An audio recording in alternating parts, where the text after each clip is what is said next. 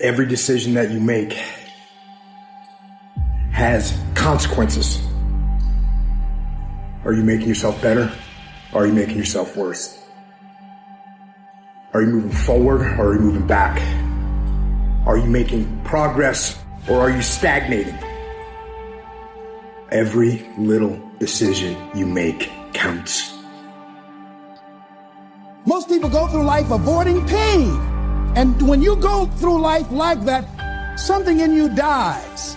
Something in you that you never activate is lying dormant in there, that you never get a chance to call on because you have not challenged yourself.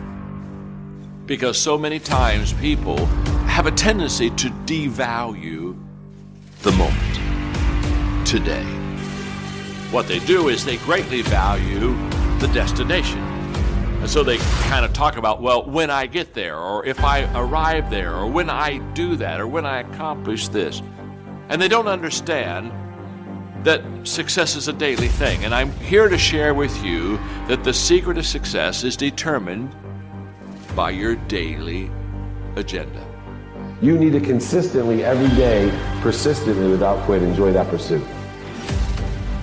Why consistency? I think consistency is the most important thing because consistency elevates your awareness.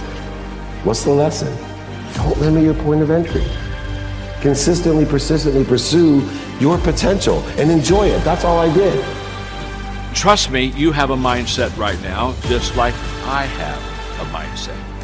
It's how we view life. I know people with a negative mindset, which basically they view everything in a negative way. I know people with a positive mindset, which means they view everything in a positive way. People with an abundance mindset, a scarcity mindset. It's a way of thinking. The question is, how did we get there? How did we get that mindset? Through practice and habits. You see, the things I do today determines the habits I have tomorrow, which determines the mindset that I have for life. So go back to what you do daily and ask yourself, what kind of a mindset am I developing today? A new discipline immediately alters your life direction. You don't change destinations immediately. That is yet to come. But you can change direction immediately. And direction is very important. Discipline cooperates with nature. Everything strives. It is a common life function. How tall will a tree grow? As tall as it can. Everything strives to become all it can possibly be. And that striving to become is what discipline is all about. You are the leader of your life. Choose the hard path. The path of responsibility, hard work, and sacrifice. The path of discipline, humility, and ownership that ultimately leads to freedom. Make discipline part of your daily life, and your daily life will get better.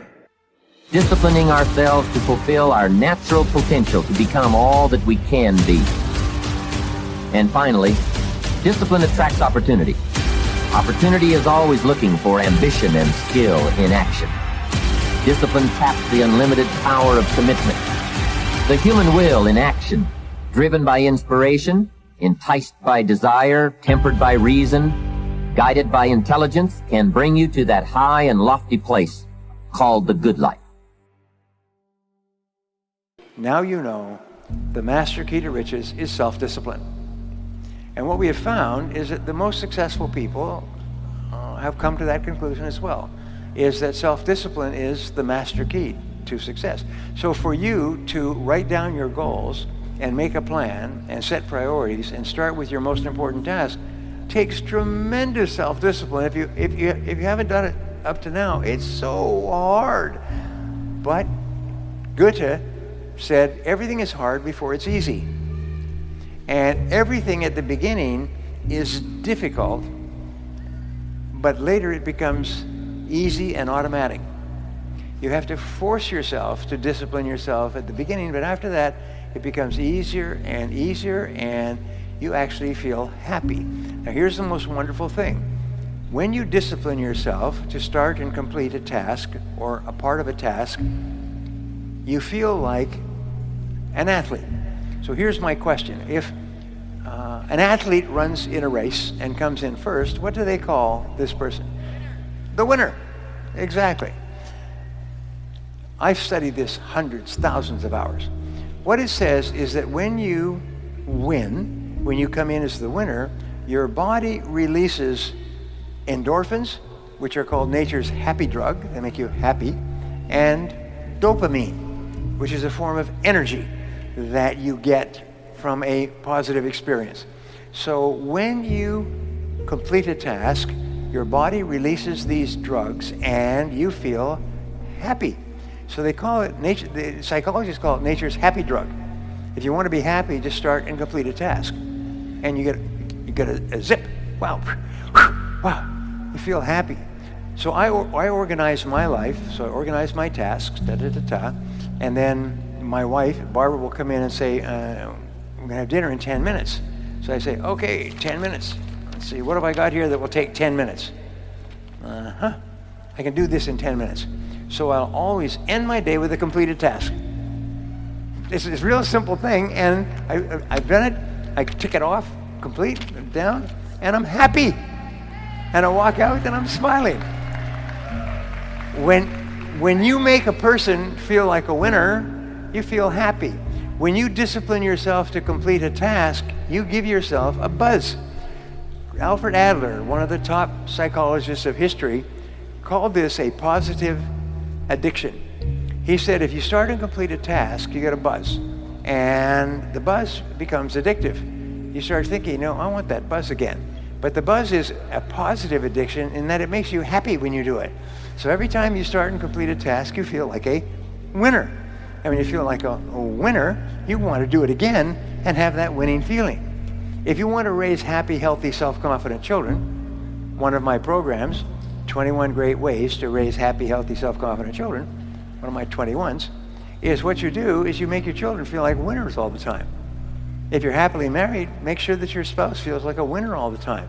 How do they feel like a winner? Is when you praise them or compliment them, thank them for what they did, acknowledge their success, whatever happens to be, make them feel like a winner. Because every single time you start and complete something, and it's acknowledged, the person feels like a winner. You know that the greatest speed records, Olympic records, are always broken in front of the biggest crowds. Interesting point. The biggest crowds. You get 10,000 people, you get a record. You get 50,000 people, wow. 100,000 people, they break all the world records. Because the greater the amount of praise and that you get from winning a race or potential winning a race, the faster people run. When I was in high school, I must have been maybe 16 or 17 years old. And I went rock climbing in El Dorado Canyon, near where I grew up in Boulder. I'd been climbing about 3 or 4 years, and I went to do a climb called T2. Now at the time, T2 was a relatively difficult climb. And I went at it with a kind of an arrogant lack of preparation. And I hadn't prepared for being able to do certain kinds of finger cracks. I'll figure it out when I get there. And I also didn't pause, and this is that thing about boldness and discipline, I didn't pause to really double check all my systems. Okay, so I'm on the 4th pitch. I'm about 400 feet above the ground. I'm going across this slanting crack system that I started to have trouble with, and my forearms started to engorge with blood and lactic acid, which means at some point, even if you're on a big hold, your hands are going to melt off. Okay. And I'm about to fall. I'm 400 feet above the ground. But it should be okay because there's protection. I'm tied into the rope. I may take a fall, but I'll get caught. For some reason, and to this day I still don't know why, my brain triggered that I should look at my knot. And I looked down at my knot. My knot had come untied. I had made the mistake of never really thinking about the best knot for certain types of situations, and I tied him with what's a bowline. Now, the advantage of a bowline is it's easy to untie, right? The disadvantage of a bowline is it's easy to untie. It had come untied as I kept moving across, and it is just hanging in my harness. I'm seconds away from falling, only now I will die. I will die if I fall off. My forearms are melting. And the knot had come untied. And so I called down to my partner. I said, my knot came untied. What is he going to do? He can't do anything. He'll just watch me fall to my death. And there was an old fixed piton in the rock that we put there from the first descent, an old soft iron piton. And I looked at it, and I probably had 15, 20 seconds before my hands would unwrap, if that, maybe 10. I took a runner, and I clipped it into the piton. I clipped the piton into my that runner into my harness, and just went, please hold. And I let go. And it held. I put in a backup. I grabbed the knot, retied it, went to the ledge. It didn't convulse. I was very calm at that moment. When I got to the ledge, I went into convulsive shaking. I was sick to my stomach for days because of the whatever happens chemically. What I learned from that is two things. The first is that when you're in an unforgiving world, when gravity is unforgiving, it doesn't care. It never takes a day off, ever. And if you make one mistake, it can kill you, if it's the wrong kind of mistake. And what I learned is that sense of, yeah, I want to do adventurous things. I want to climb rocks. I want to be in Yosemite. I want to do things that get my adrenaline going. But I need the discipline to always do all the right preparation, to always think about the right knots, to always be cross-checking my system so that I can do those bold things and stay alive in an unforgiving environment. And as you and I spoke about earlier today, I think that's the rest. I think we're all heading into an unforgiving environment where we're going to have to be both bold and disciplined. The second thing I learned, what if that piton had not been there? We might not be here together. It was just by chance that piton was right there. And what you realize when you rewind the tape of your own life is that there are these crucial moments where if the luck had gone the other way, you might have gotten killed. And so what you have to do is to always be putting those extra disciplines in place, because I was lucky to live. And what I took from that is I never want to have to be lucky to live again. I want to live because of my discipline, not because of my luck.